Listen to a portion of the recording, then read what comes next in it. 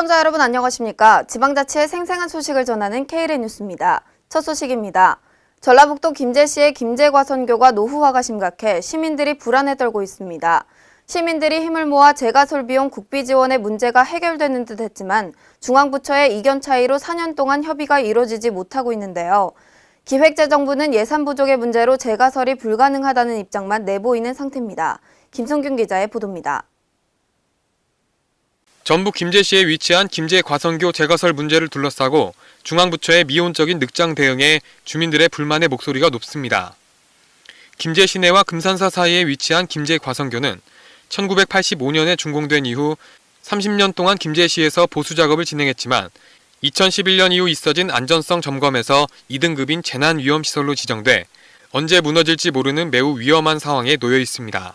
저희가 2015년도에 정밀한 진단한 결과는 약간 설계 등급이 DB18입니다. DB18은 버스가 다닐 수 있는 정도, 즉 이제 총 통과 중량이 32.4톤 정도가 통과를 할 수 있는데 그보다 못 미친 약 한 18에서 20톤 정도가 통과할 수 있는 정도가 산정이 됐습니다. 그래서 설계 등급보다 못 미치게 분석이 됐다라고 좀 말씀드릴 수가 있고요. 그래서 이제 저희가 기준 설계 등급보다 낮게 나왔기 때문에 통행 제한을 제한한 상태로 있습니다. 단순히 눈으로만 봐도 노후화가 심각하게 진행된 모습입니다.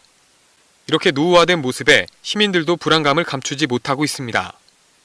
이에 대책으로는 2012년부터 개량 지원에 관련된 철도 안전법이 개정되었습니다. 개정법을 통해 김제 6교 재가설 비용 국비 지원에 대한 문제가 해결되는 듯 싶었지만 이를 시행해야 할 부처에서 서로 이견 차이로 인해 4년 동안 재가설 지원에 대한 협의가 이루어지지 않고 있습니다. 기재부하고 저희 국토부 이견 차이가 너무 커서 그런 부분들을 현재 조율 중에 있습니다.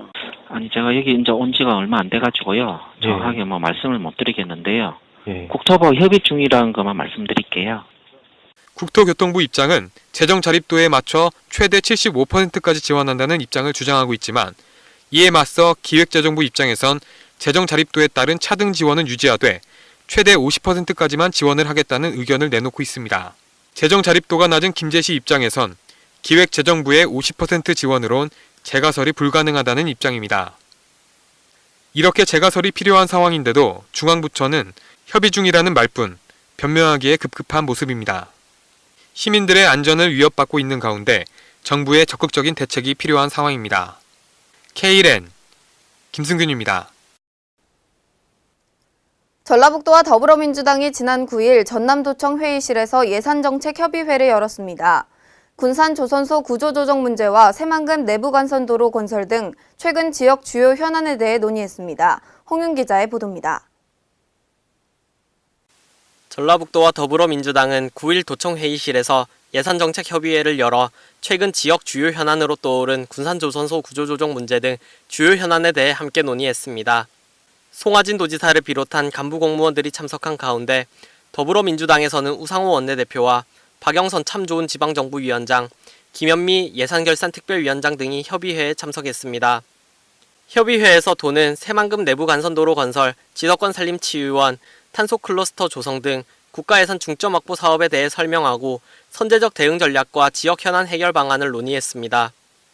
송하진 도지사는 지덕권 산림치유원과 동학농민혁명 기념공원 건립 사업에서 중앙정부의 지방비 부담 요구 문제로 최근에 불거진 예산 불균형에 대해 해결을 촉구했습니다. 시간이 흐르면 진행을 하다가도 갑자기 지방비를 부담시켜라.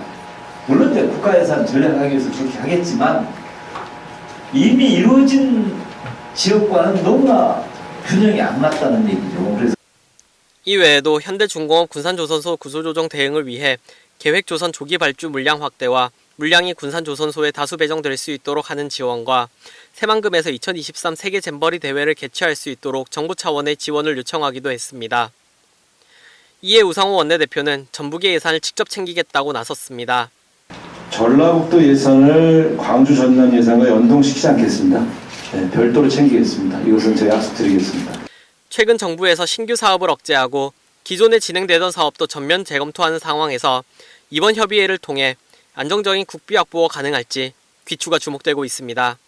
KLN 홍윤입니다. 지난 8일 강원도청 회의실에서 강원도와 교보증권, 동해안권 경제자유구역청이 경제자유구역 망상지구 투자유치 활성화를 위한 업무 협약을 체결했습니다. 이번 협약은 교보증권이 망상지구 투자 개발에 대한 재무전략적 투자를 위해 마련한 자리인데요. 강원도와 동해안권 경제자유구역청이 올해 안으로 공동사업계획을 수립하면 교보 측은 양해각서보다 진전된 거래협정서를 체결할 계획입니다. 이와 관련해 관련 업계에선 거래협정서가 법적 구속력은 없지만 가계약으로 볼 수 있어 실제 투자로 이어질지 관심을 보이고 있습니다. 동해안권 경제자유구역 망상지구는 1조 1,771억 원을 들여 명품 해양 복합 국제관광도시 조성을 목표로 하고 있습니다. 최 지사는 강원도와 동해안권 경제청은 망상지구 투자가 성공할 수 있도록 최대한 지원하겠다고 말했습니다. 전라북도 익산시 제3일반산업단지 진입도로 개설공사의 완공 시기가 늦춰지고 있습니다. 지난 2월까지가 완공 예정이었는데요. 아직까지도 예산 확보가 불투명한 상태입니다. 김성지 기자의 보도입니다.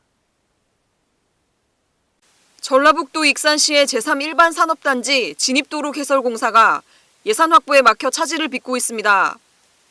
익산시는 국비 809억 원과 지방비 795억 원 등 총 1,604억 원을 투입해 익산 제3일반산업단지에서 연무 IC까지 12km의 진입도로를 올해 2월까지 완공 목표로 지난 2012년 착공에 들어갔습니다.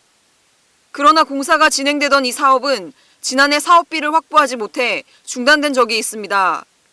당초 올해 2월 준공 예정이었던 진입도로 개설 공사는 지방비 부담금 795억 원 중 확보된 144억 원을 제외한 미확보 예산 651억 원에 대해 국비 반영을 요청했지만 이마저 불투명한 상태입니다. 국비 지원이 2015년 완료되고 지방비 651억 원이 미확보되었으나 시 재정 부담이 막중하여 진입도로 조기 완공을 위해서는 국비 지원이 필요한 사업입니다. 이에 따라 공사 기간을 넘긴 이번 공사가 또다시 중단되면 산업단지 입주기업의 물류 수송비 절감 등의 효과를 볼 수 없고 주요 가로망 교통체증 해소 또한 늦어질 것으로 보입니다. K랜 김성지입니다. 최근 산림과 농경지를 중심으로 극성을 부리고 있는 미국 선녀벌레의 확산으로 지자체들이 골머리를 썩고 있습니다. 미국 선녀벌레는 야산과 인접한 과수원에서 많이 발견되는 외래 해충인데요. 우리나라에는 천적이 없어 선녀벌레의 개체수가 급속도로 증가하고 있습니다. 경기도의 경우 작년에 비해 18배, 전국적으로는 2배 넘게 증가했습니다.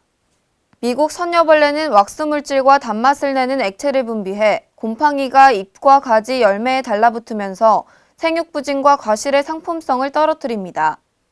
최근에는 과수원뿐만 아니라 도심 정원이나 등산로에도 등장해 지자체들이 대책 마련에 고심하고 있습니다.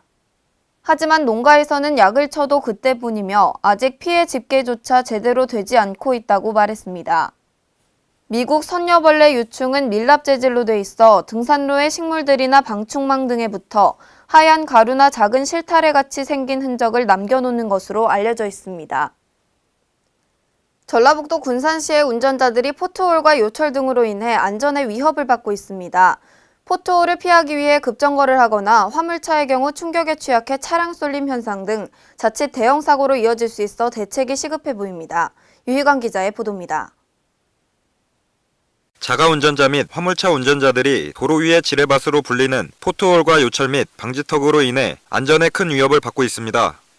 전라북도 군산시의 조촌동, 해망동, 군산항 부근 국가산업단지 등 군산 전역에는 장마를 비롯한 대형 화물차의 운행으로 인해 노면이 패이거나 갈라진 포트홀이 곳곳에 노출되어 있습니다. 이에 운전자들은 갑작스런 포트홀을 피하기 위해 급정거를 하거나 중앙선을 넘는 것은 부지기수이고 피하지 못할 경우 그 충격으로 인한 차량의 타이어 펑크나 쇼크업 쇼버가 파손이 되는 경우가 비일비재하게 일어나고 있습니다. 특히 화물차의 경우 특성상 요철을 지날 경우 충격에 취약해 차량 진동은 물론 충격으로 인한 차량 쏠림으로 적재물이 도로 위로 쓰러질 수 있어 도로 위에 차량들이 정차해 있을 경우 자칫 대형 사고로 이어질 우려가 큽니다.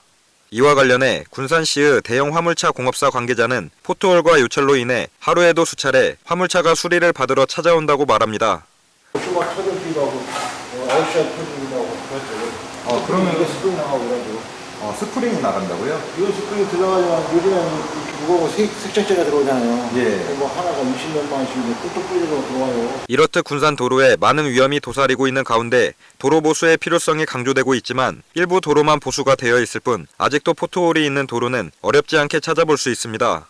이에 대해 군산시청 포트홀 관리 담당자는 민원이 들어올 경우 즉시 보수 작업을 실시하고 있고 순찰을 통해 포트홀 보수 작업을 진행 중이다며 포트홀로 인해 차량 피해를 볼 경우 국가배상 신청 절차를 통한 보상을 진행하고 있다고 말했습니다.